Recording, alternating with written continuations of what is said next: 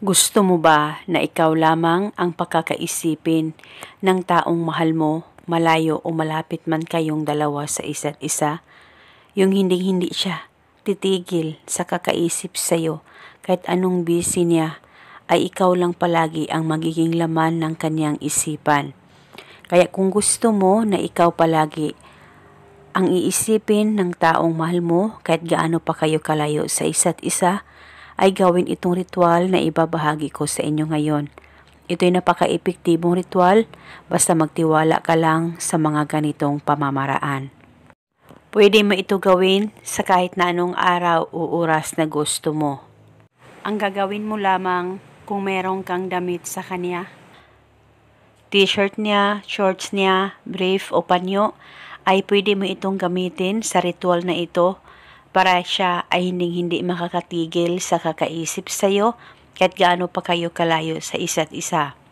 Ang gagawin mo lamang sa gamit niya ay ihampas mo muna ito dyan sa higaan mo, tsaka mo ito ilagay sa loob ng punda ng unan mo at uunanan mo ito.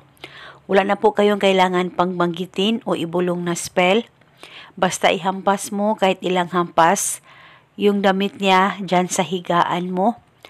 At pagkatapos, tupiin mo ito at isilid ito sa loob ng punda ng unan mo at uunanan mo ito gabi-gabi o buong magdamag.